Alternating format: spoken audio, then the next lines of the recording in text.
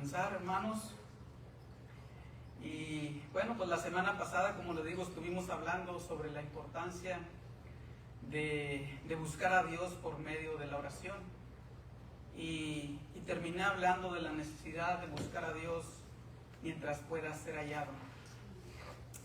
Esto lo hice con un propósito, hermanos, que si me tocaba estar el día de hoy aquí, pudiéramos seguir dándole con este mismo tema, seguir hablando de la necesidad, hermanos, de seguir hablando de la necesidad que tenemos de buscar a Dios.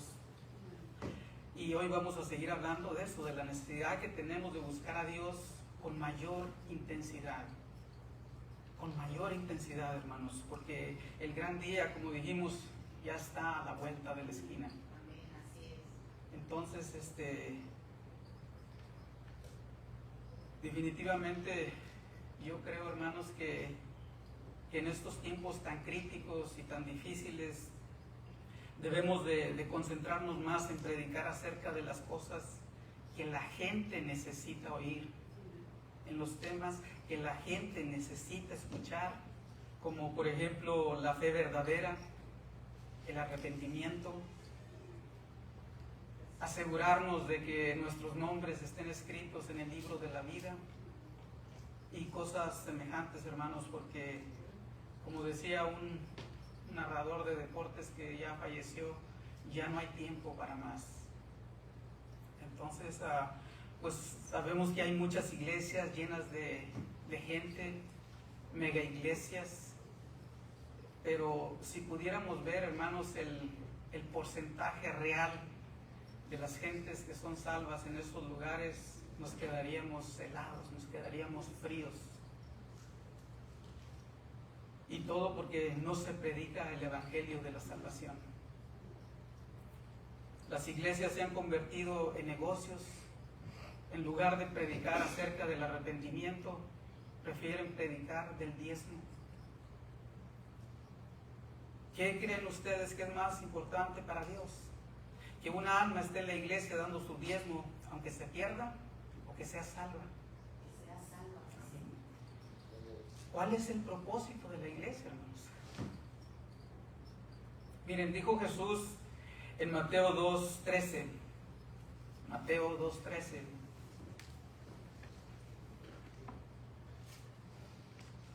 Escrito está: mi casa, casa de oración será llamada, mas vosotros la habéis hecho cueva de ladrones. A Jesús lo rechazaron, lo maltrataron, lo odiaron, lo crucificaron, porque les decía sus verdades, porque los confrontaba con sus pecados. El tema de hoy, hermanos, para los que anotan, es: busca a Dios ahora que puedes. Busca a Dios ahora que hay tiempo. Y yo, como les digo, terminé la semana pasada con esto, con la intención de continuar ahora. Así es de que continuamos. Quiero llevarlos a Isaías 55, versículos 6 y 7. Isaías 55, 6 y 7, que dicen así: buscad a Jehová mientras pueda ser hallado, llamadle en tanto que está cercano. Deje el impío su camino y el hombre inicuo sus pensamientos, y vuelva hacia Jehová, el cual tendrá de él misericordia, y al Dios nuestro, el cual es amplio en perdonar. Voy a leérselos en la traducción lenguaje actual también. Dice: Isaías dijo: ahora es el momento oportuno. Busquen a Dios, llámenlo ahora que está cerca. Arrepiéntanse, porque Dios está siempre dispuesto a perdonar. Dice: Él tiene compasión de ustedes, que cambien los malvados su manera de pensar y que dejen sus malas conductas. Vamos a orar. Padre, gracias te damos una vez más en este día, en esta tarde, Señor, por la bendición que nos das de estar aquí reunidos en este lugar. Te damos gracias, Padre, por cada uno de las familias aquí representadas. Gracias, Señor, por cada niño, por cada joven, por cada adulto.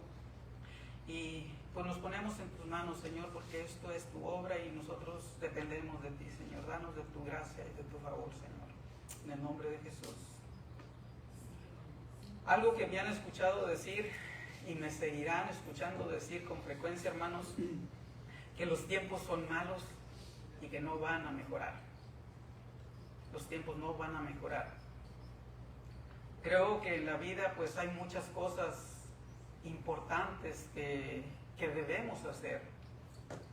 Pero hay una, hermanos, hay unas que sobrepasa todas las cosas. Es la más importante de todas las cosas. Es la más importante que podemos y debemos de hacer. Buscar a Dios. Buscar a Dios.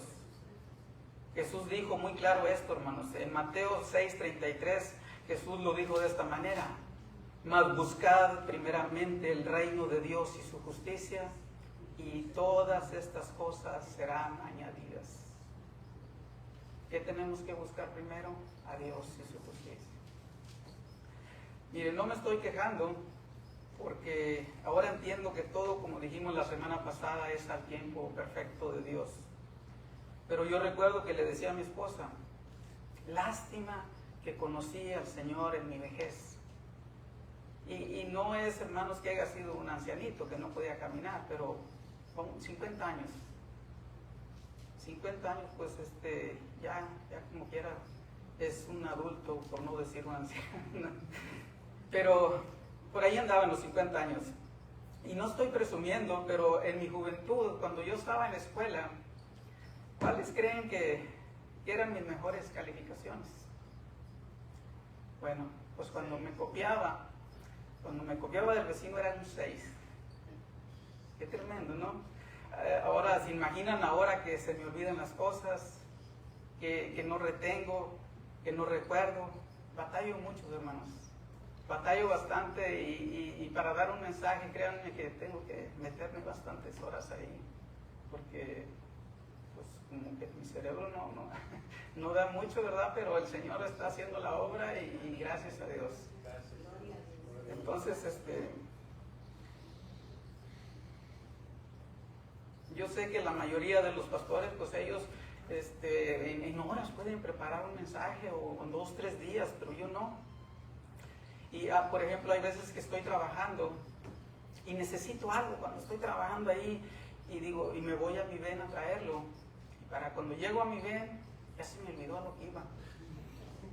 Regreso otra vez a la ven y empiezo a hacer las cosas hasta que llego a lo que necesitaba. Y así de tremendo, hermanos. Entonces, ya me pongo abusadillo desde viejillo, porque no puedo decir de chiquillo.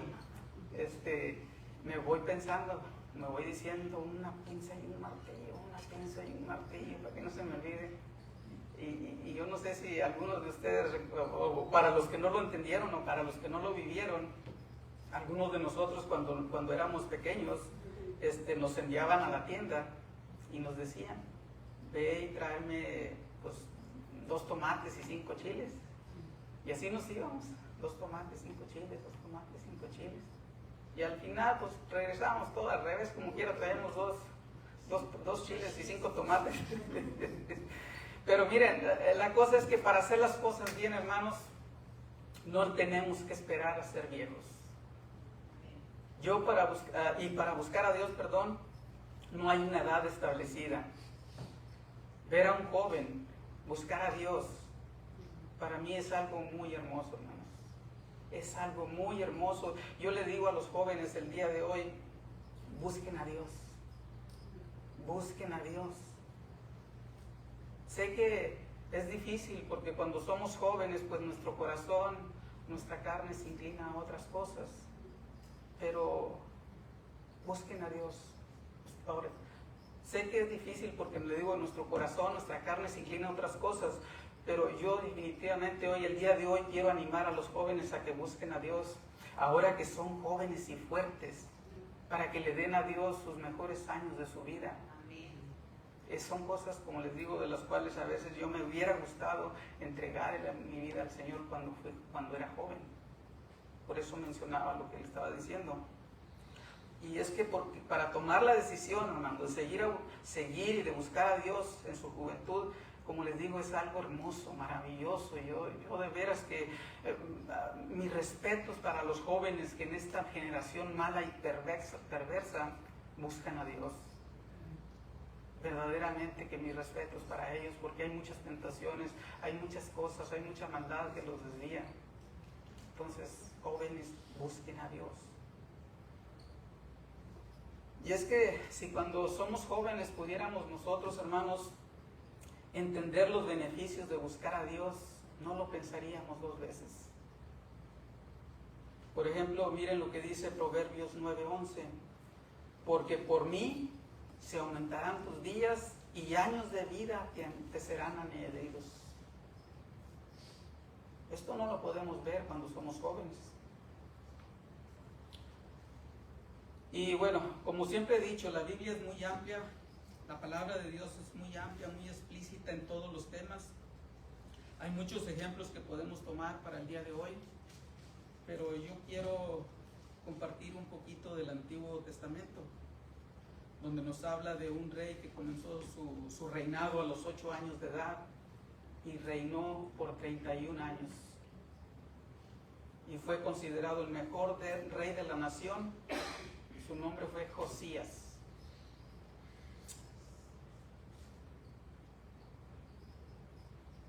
Quizás, yo quisiera que entendiéramos esto, hermanos. Quizás yo no tenga la gracia para explicarlo, pero si ustedes ponen mucha atención, Dios les puede hablar.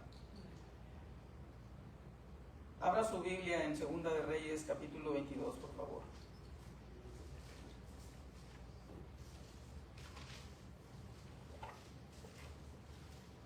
Segunda de Reyes 22:2.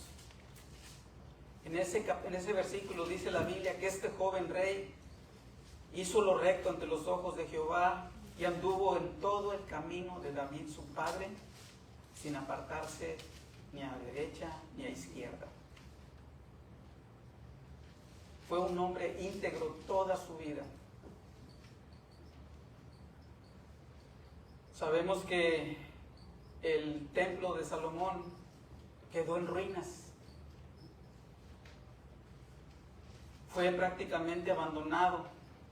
Salomón cayó en la idolatría por culpa de sus mujeres. Y de ahí vino el deterioro del templo y la caída de todo Judá. La idolatría. Los reyes que hubo antes de este joven rey no hicieron nada absolutamente nada para restaurar el templo. Pero miren cómo Dios trabaja y cómo comenzó a obrar en la vida de este joven rey, porque conocía su corazón. Más o menos entre los 16 y 18 años de su reinado, ordenó una recaudación de fondos para restaurar el templo. Envió a una persona que era un escriba para que le dijera al sumo sacerdote que tomara el dinero acumulado o recaudado y se lo entregara a las personas que estaban haciendo la obra, los que estaban reconstruyendo el templo, las cuales dice la Biblia que eran personas de confianza. Y bueno, como les digo, que Dios nos ayude a entender esto. Entonces el sumo sacerdote le dice al mensajero, al escriba, al que llevó el mensaje: ¿sabes? He hallado el libro de la ley en el templo. Y dicen que le dieron lectura ahí. Y después de darle lectura se lo envió al rey con el mismo mensajero. Aquí es donde le digo, ojalá y puedan entender. Cuando llega de regreso al rey, le dice: ya llevé su mensaje y he hecho todo como usted ordenó. Entonces el escriba le dice al rey: el sumo sacerdote halló el libro de la ley y se lo ha enviado. Y dice que lo leyó en la presencia del rey, delante del rey. Y aquí está, ustedes están ahí en Segunda de Reyes 22:11, dice: y cuando el rey hubo oído la palabra del libro de la ley, rasgó sus vestiduras. ¿Por qué rasgó sus vestiduras? ¿Saben por qué? Porque se dio cuenta de la gravedad de los pecados de su pueblo, de cómo le estaban fallando a Dios. Fue redargüido, hermanos. Y cuando esto sucedió, yo no sé si se pueda decir que estableció una reforma radical, pero se puso las pilas, como dijéramos nosotros. Reunió a todo el pueblo, dice la Biblia que del más pequeño al más grande, y les leyó el libro de la ley que fue hallado. E hizo pacto con Jehová, o sea, se comprometió a obedecer sus mandamientos. Y dice el versículo 3 del capítulo 23, que el pueblo también se comprometió junto con él. Estoy leyéndoles así porque me tomaría mucho tiempo, hermanos, leerlos todo, pero cuando tenga tiempo en su casa, lea el capítulo 22 y 23 de Segunda de Reyes, para que entienda mejor esto que estoy hablando. Pero miren, aquí hay mucho que sacar de este relato. Puede que me equivoque, pero creo que pasaron cerca de 300 años entre el reinado de Salomón y el del rey Josías. Entonces, por decir un número, sé que no es exacto, pero más o menos después de 300 años de idolatría, este joven rey purificó el templo, rompió los ídolos, destruyó los altares, pero también estableció la celebración de la Pascua. ¿Qué aprendemos de aquí, hermanos? Esto nos enseña lo que cada uno de nosotros tenemos que hacer para consagrarnos a Dios, para buscar a Dios, para agradar a Dios. Así como Él derribó los altares, rompió los ídolos y se deshizo de todo lo que no le agradaba a Dios, así nosotros también debemos de derribar los altares y los ídolos que nos apartan, nos separan de Dios. Lo que no le agrada a Él, hermanos. Yo les pregunto, ¿cuáles son tus ídolos? ¿Tu dinero, tu casa, tus carros o tu Facebook? Si esto te está estorbando, hermano, si esto te aparta de Dios, quiébralos, derríbalos, deshazte de ellos. Todo lo que te aparte de Dios, hazlo a un lado. Y luego dice que purificó el templo y restauró la celebración de la Pascua. Aquí podemos decir que si nos desviamos y tomamos un camino equivocado, que nos aparta de Dios, que nos lleva a la perdición, Dios nos da siempre una oportunidad de restaurarnos y de retomar el camino de la verdad, enderezar nuestros caminos.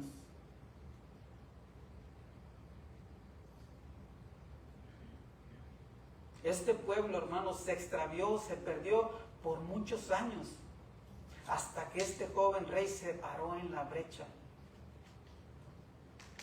Dios siempre nos da una oportunidad, hermanos, y mientras hay vida, dicen, hay esperanza. Quiero que veamos esto porque es el mensaje de toda esta historia. Dios comienza a obrar en las personas, pues en algunos desde muy temprana edad y en otros cuando ya somos adultos. Porque no se llama adultos. Miren, vamos ahora a Segunda de Reyes 22:2, ahí mismo estamos.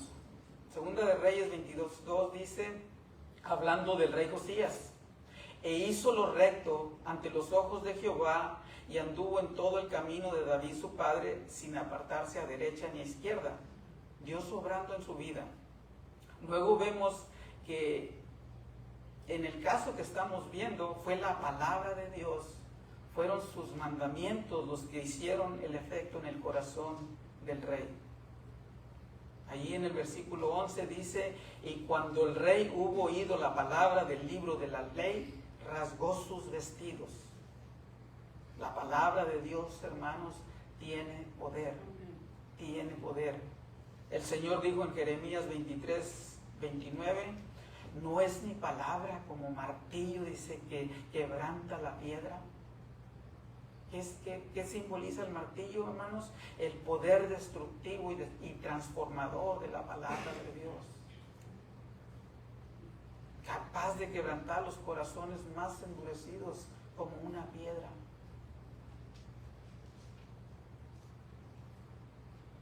Nadie busca a Dios, pero Dios tiene misericordia de quien tiene misericordia. Ahora, como sabemos de un versículo de una historia de la Biblia, podemos sacar cientos de pensamientos, ideas. De esta historia que estamos viendo el día de hoy, yo veo un punto para mí que es bien importante. La obediencia, hermanos, de un solo hombre. La obediencia de un solo hombre fue la base de la transformación de todo un pueblo, de toda una nación. Y esto, hermanos, lo podemos aplicar a la iglesia. Si el pastor es fiel a los mandamientos de Dios y anda conforme al corazón de Dios, Dios bendice a la iglesia. Si el padre de familia busca a Dios y es fiel a Dios, Dios bendice a la familia. Dice la Biblia en Deuteronomio 7:9 que hasta 1000 generaciones.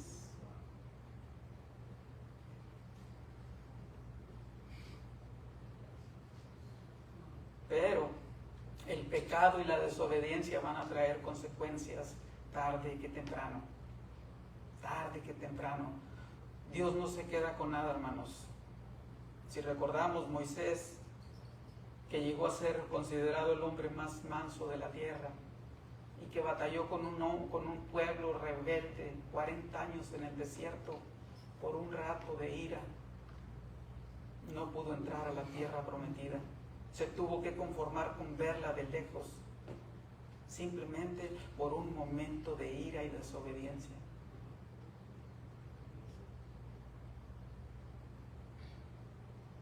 Por eso Dios ya tenía preparada la destrucción de Judá. El profeta Jeremías ya lo había profetizado muchas veces. Él predicaba el arrepentimiento, él sí predicaba el arrepentimiento. Lo conocen como el profeta llorón, pero ¿por qué? Porque le dolía y predicaba la verdad, predicaba el evangelio, predicaba el arrepentimiento.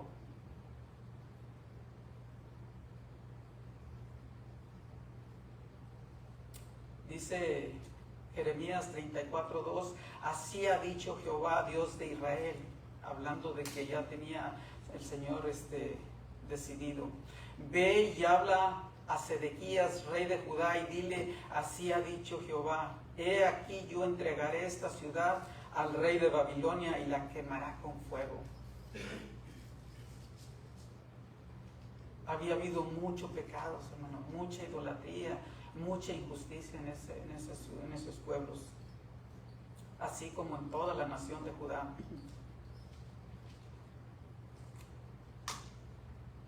Y así como Judá pagó las consecuencias de las malas decisiones del rey Salomón, así puede suceder también en la iglesia y en el hogar, cuando la cabeza no va conforme al corazón de Dios, hermanos.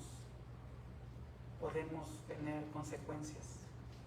Por eso la decisión de Dios, hermanos, de destruir a Judá era irrevocable.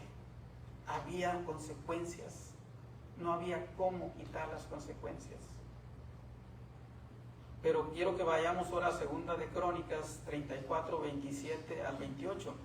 Y usted sabe, Segunda de Crónicas es lo mismo de Segunda de Reyes. No sé, me fui a Crónicas, pero es la misma historia. Segunda de Crónicas 34, 27 al 28.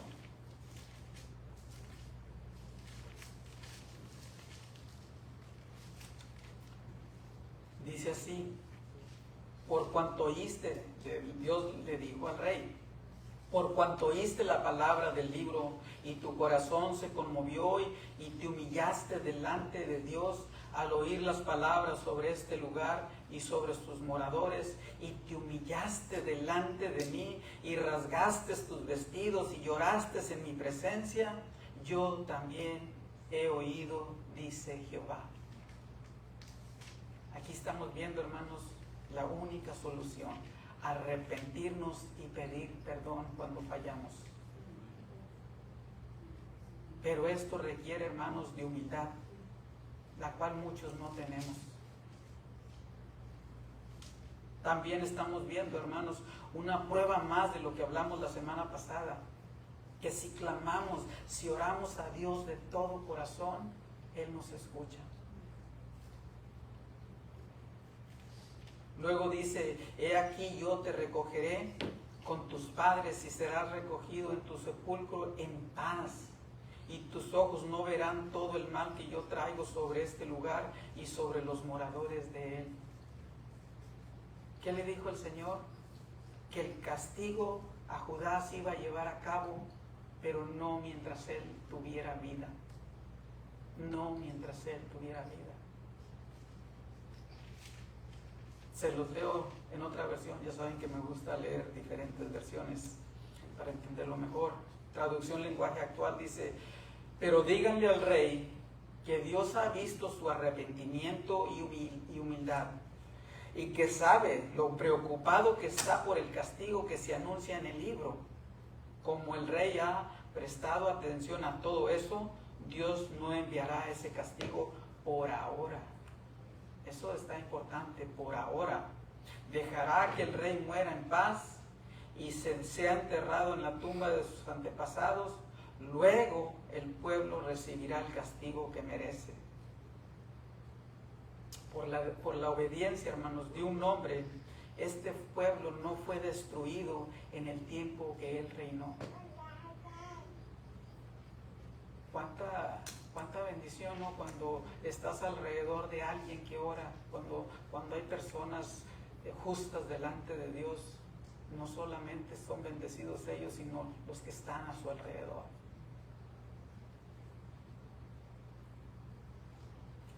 Porque, por ejemplo, el mundo no ha tenido su final, hermanos, porque hay gente justa. Si no, el mundo ya se hubiera terminado. No sé si recordamos cuando Abraham le preguntó a Dios que si por 10 justos destruiría la ciudad de Sodoma. La respuesta de Dios dijo: no lo haría por 10 justos. Ahora, ¿por qué el mundo está como está, hermanos? Porque los gobernantes de los pueblos, los gobernantes de las naciones promueven leyes completamente contrarias a los mandamientos de Dios. Que en lugar de ayudar a los pueblos a enderezar sus caminos, los instan a pecar contra Dios, promoviendo leyes contrarias a sus principios y mandamientos. ¿Por qué lo hacen?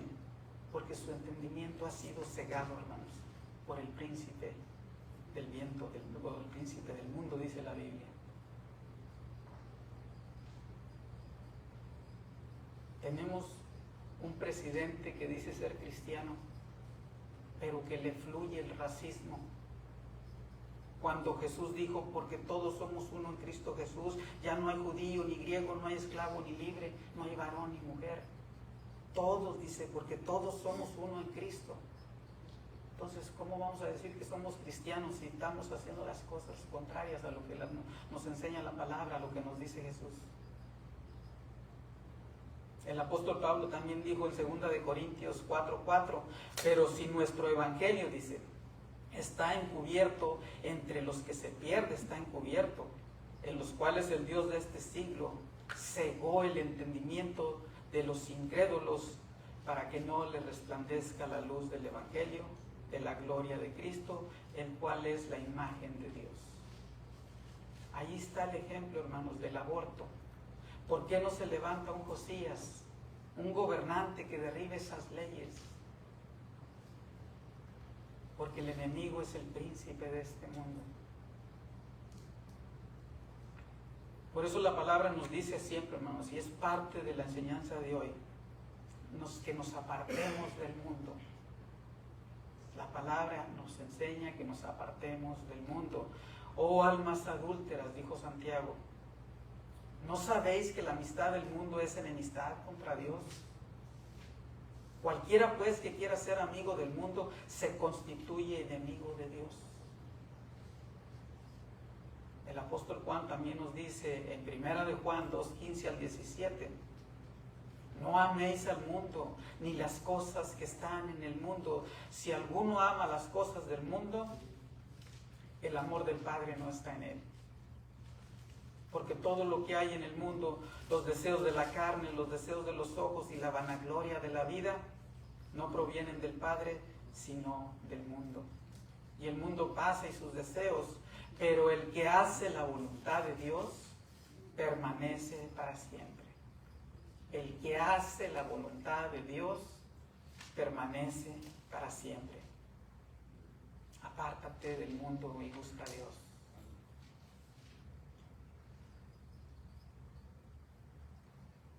Las cosas del mundo, hermanos, son temporales y pronto se van a terminar, para luego recibir el castigo eterno. Y un joven como Josías hizo la diferencia porque buscó a Dios y siguió sus instrucciones. Y como alguien que tenía autoridad, hermanos, se encargó de que su pueblo también lo hiciera. Por eso digo que tenemos una gran, pero gran responsabilidad de predicar, de enseñar lo que arrima al pueblo a Dios. Lo que está escrito en este maravilloso libro de la ley, que es la Biblia. Es lo que tenemos que enseñar, hermanos. Nosotros no tenemos que andar buscando qué hacer o cómo hacerlo. Aquí está escrito los mandamientos, los estatutos. No tenemos que andar por las ramas cuando podemos ir directo al corazón, porque nos dejaron la herramienta necesaria.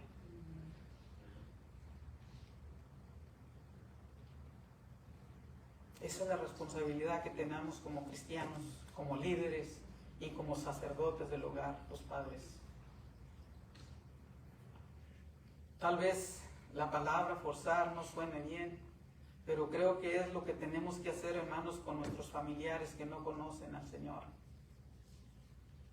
con nuestro prójimo, con todos aquellos que no conocen a Dios, que no han entregado sus vidas al Señor. Forzarlos a entrar por la puerta angosta, hermanos, forzarlos a que busquen a Dios.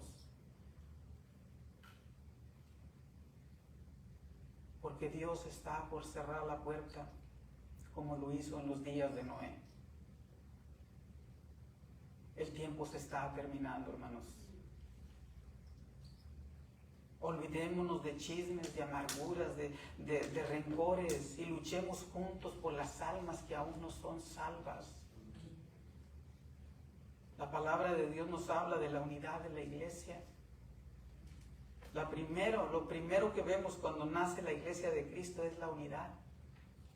Dice Hechos 1:14, todos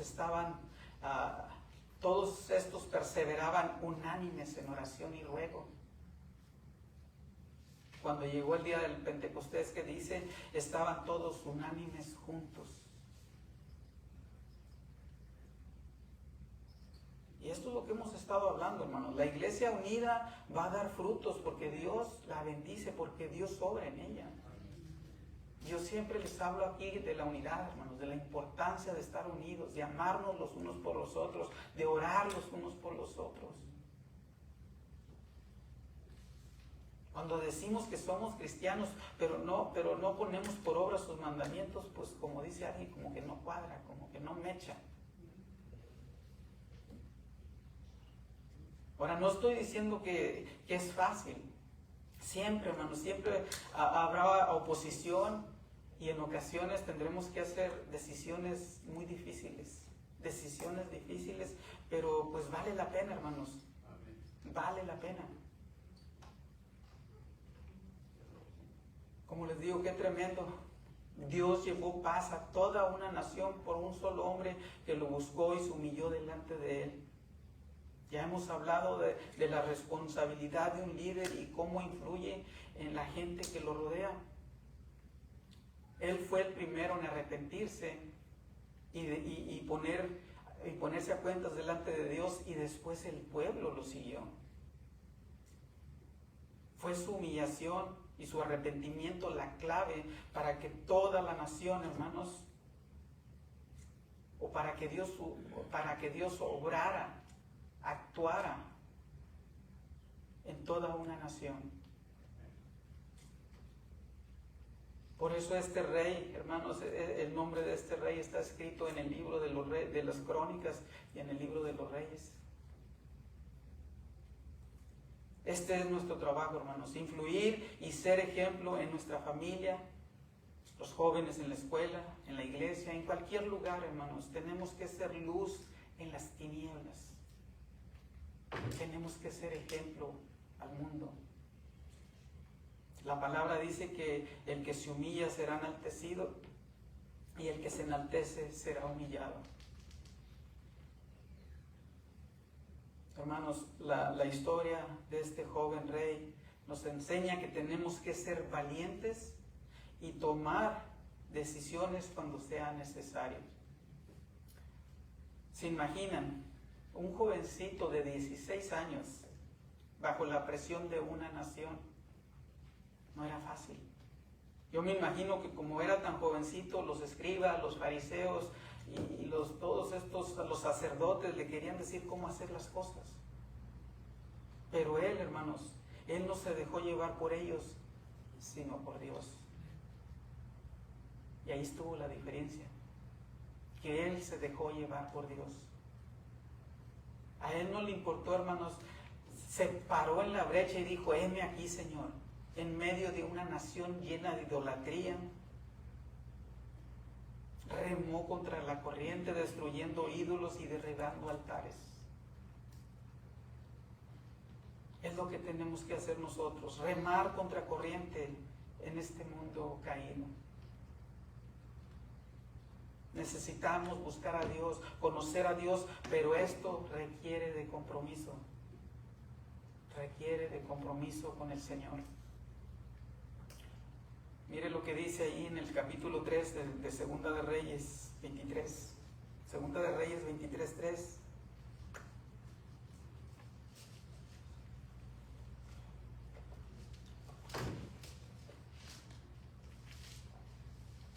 Dice: y poniéndose el rey en pie junto a la columna, hizo pacto delante de Jehová.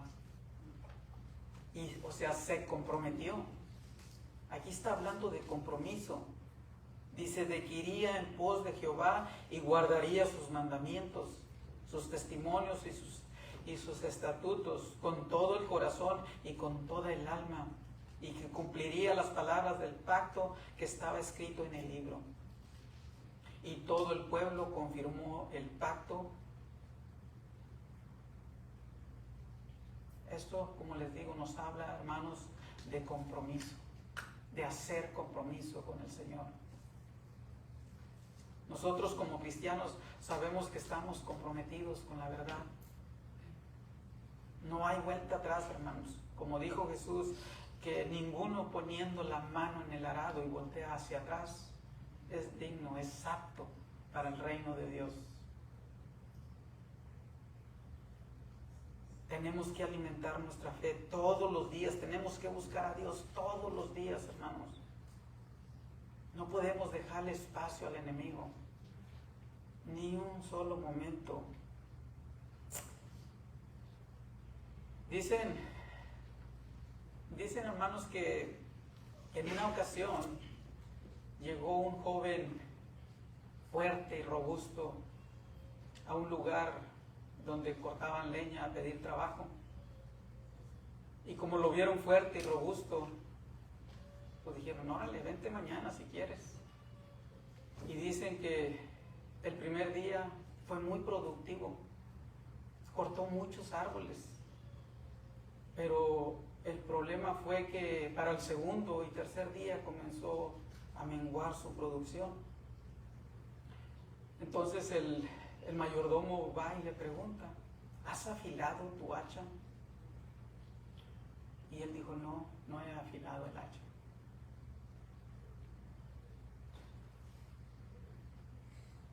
Algo, hermanos, tan sencillo como esto nos enseña que tenemos que buscar a Dios todos los días, porque si no, va a disminuir nuestra producción. Nuestra vida como cristianos debe ser progresiva, donde vamos creciendo, vamos madurando. Cada día, hermanos, cada día necesitamos consagrarnos a Dios, afilar el hacha todos los días. Desafortunadamente muchos llegamos fuertes y robustos a las iglesias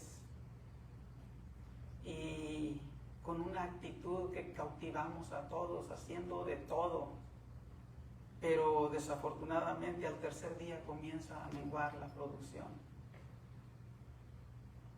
¿Qué nos pasa? Que no nos alimentamos para seguir dándole, para seguir siendo fuertes y robustos, sino que nos ponemos cómodos o nos ponemos a ver los defectos de los demás,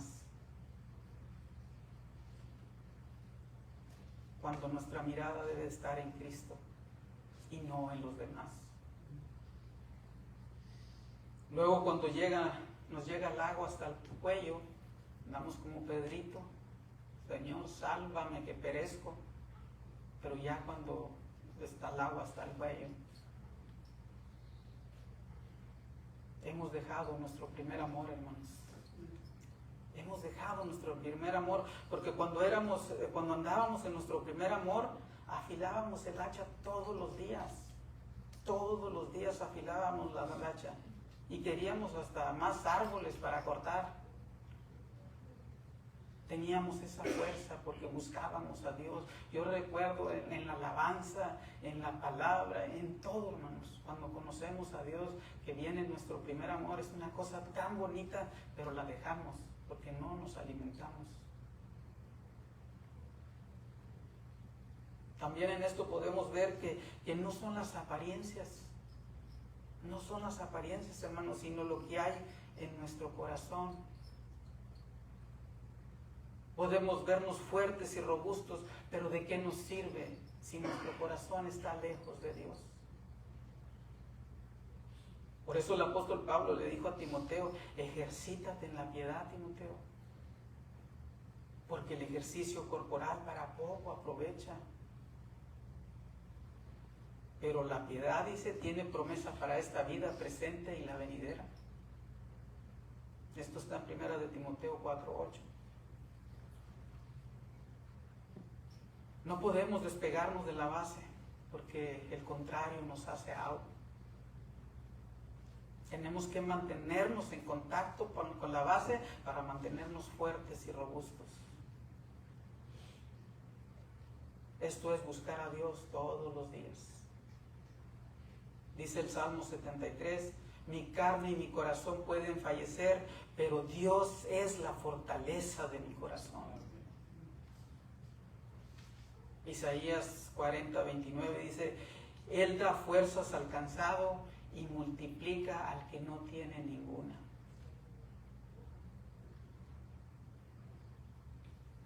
Es Dios quien da las fuerzas, hermanos, para seguirle dando duro con el hacha, para que no disminuya nuestra producción. Buscar y mantenernos en contacto con el Creador de todas las cosas es lo que nos mantiene fuertes y robustos.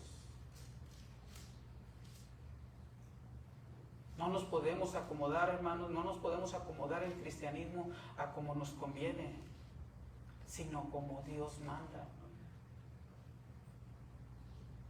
Aunque dicen que obedecer a Dios puede ser doloroso, sí puede ser doloroso, pero desobedecerlo pudiera costar mucho, pero mucho más puede ser mucho más doloroso.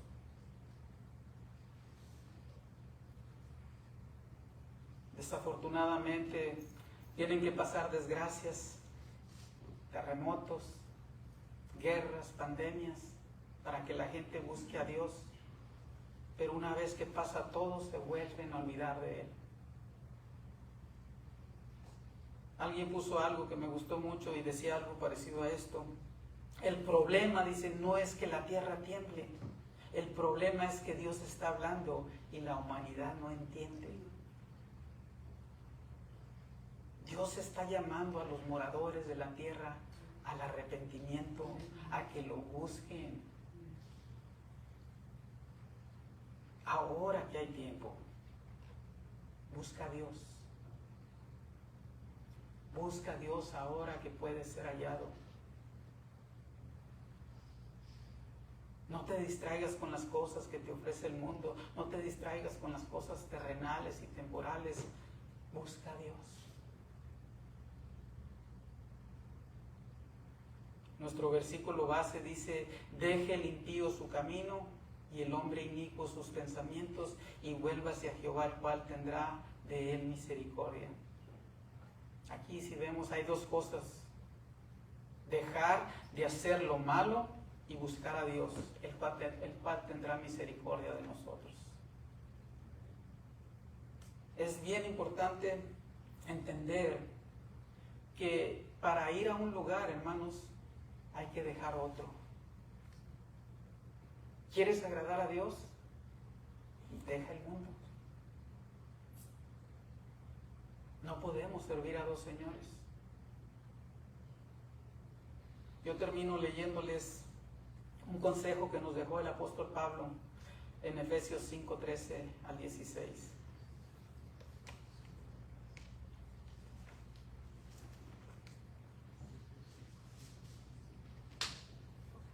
Dice así: mas todas las cosas, cuando son puestas en evidencia por la luz, son hechas manifiestas, porque la luz es lo que manifiesta todo. Por lo cual dice: despierta tú que duermes y levántate de los muertos.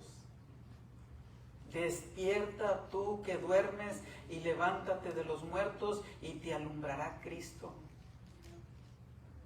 Mirad pues con diligencia cómo andéis, no como necios, sino como sabios, aprovechando bien el tiempo, porque los días son malos y no van a mejorar.